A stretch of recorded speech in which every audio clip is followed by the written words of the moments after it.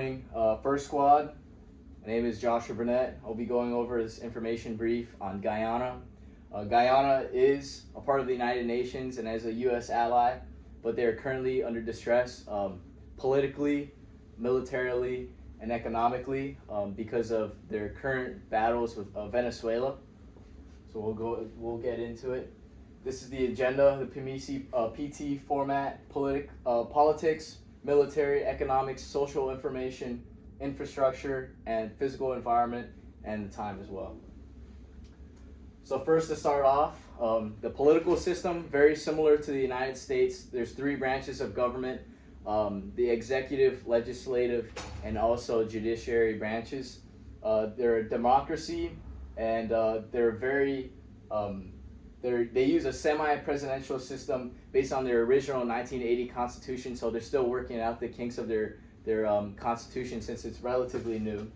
Their president is President Arafat Ali, and he serves as a 5-year term, and every 5 years he is re-elected. They also have a National Assembly, which has a prime minister who is appointed by the president, and it also serves a 5-year term as well.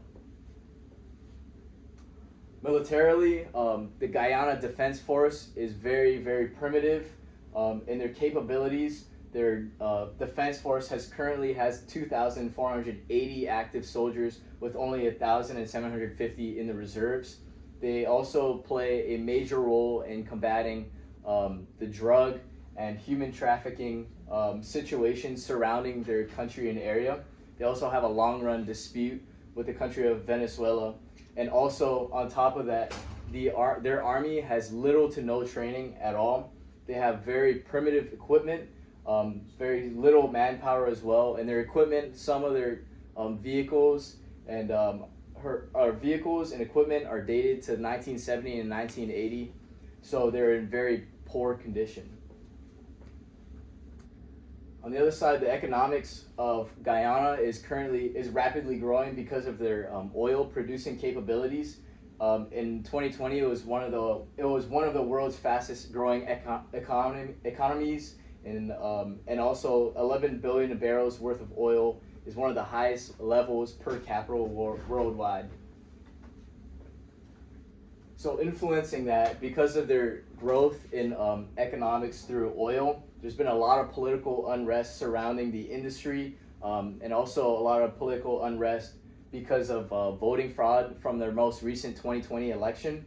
On top of that, they border Venezuela and Suriname, both big impacts of illegal immigrants from especially Venezuela, and that's also bringing in their drug problems and illegal human trafficking problems as well. And they've been kind of bumping heads for the past several years, and it's been an ongoing border dispute between the two countries.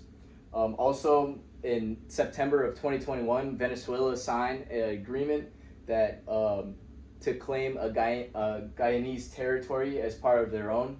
So it's currently under political unrest because of Venezuelan signed agreement. Some information: they have a moderate level of social media and freedom of the press, so there's also public broadcasters always available to the public. Their infrastructure is very poor, very susceptible to flooding. Local communities are being destroyed and flooded every year, and 96.1 billion Guyana dollars, which is equivalent to $435.27 million, has been used to build up the infrastructure in poorer local communities. That goes into our physical environment space. The tropical environment there, so it's close. Guyana is it's a it's in South America, and also it's close to the equator as well. So it has a tropical environment, rolling highlands in the north with a low coastal plain and savanna in the south down here. So that explains why it's so susceptible to flooding, as Georgetown is their capital. So it gets flooded once in a while here. It's also 76,000 square miles. Their time is 1 hour ahead of Eastern Standard Time in the United States. And this is my works cited. Are there any questions? Thank you.